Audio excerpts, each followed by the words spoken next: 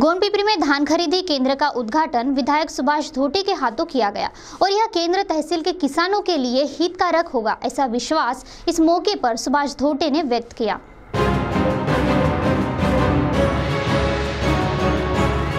10 दिसंबर गुरुवार को गोंडपिपरी की कृषि उत्पन्न बाजार समिति में धान खरीदी केंद्र का लोकार्पण विधायक सुभाष धोटे के हाथों किया गया। The Maharashtra cooperative marketing federation limited Chandrapur ने कृषि उत्पन्न बाजार समिति गोंडपिपरी में यह केंद्र शुरू किया है। इस मौके पर सुरेश राव चौधरी सभापति कृषि उत्पन्न बाजार समिति, सपना साकलवार नगराध्यक्षा नगर पंचायत, तुकाराम झाड़े अध्यक्ष तालुका कांग्रेस कमेटी, अशोक रेचनकर उप सभापति कृषि उत्पन्न बाजार समिति, प्राध्यापक शंभूजी येलेकर, विनोद नागापुरे अध्यक्ष, संजय गांधी निराधार समिति, राजू चंदेल पूर्व अध्यक्ष, संतोष बंडावर अध्यक्ष युवा कांग्रेस कमेटी, केडी मेश्राम तहसीलदार, देवेंद्र भट्टे शहर अध्यक्ष कांग्रेस कमेटी, नगर सेवक प्रवीण नरहर शेट्टीवार, प्रदीप झाड़े, साईनाथ पोड़ापे, नामदेव सांगड़े, गौतम झाड़े, सचिन कुंजले, देवीदास सातपुते, आशीर्वाद पिपरे, संजय झाड़े, बालाजी चनकापुरे, आनंद कुंदजार, रामचंद पुरोटकर, रफीक भाई, वनिता वाघाड़े, अनिल बोडे, अजय बोटरे, व्यवस्थापक कोरपना खरीदी बिक्री संचालक तथा कार्यकर्ता उपस्थित थे। कार्यक्रम का संचालन सचिन कुंजले ने और वहीं आभार प्राध्यापक शंभूजी येलेकर ने माना।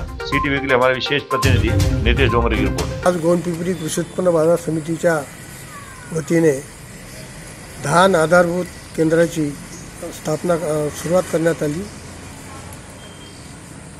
आमचे आमदार सुभाषभाऊ धोटे यांनी येऊन त्या आधारभूत केंद्राचं उद्घाटन केलं आणि शेतकऱ्यांना त्या आधारभूत केंद्रामुळे एक मोठा दिलासा मिळणार आहे।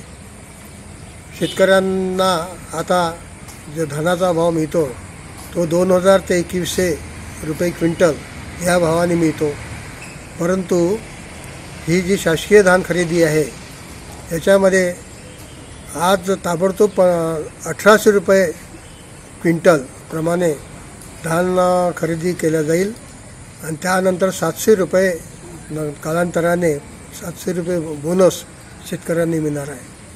त्यामुळे शेतकऱ्यांचा त्याच्यामध्ये भरपूर फायदा आहे।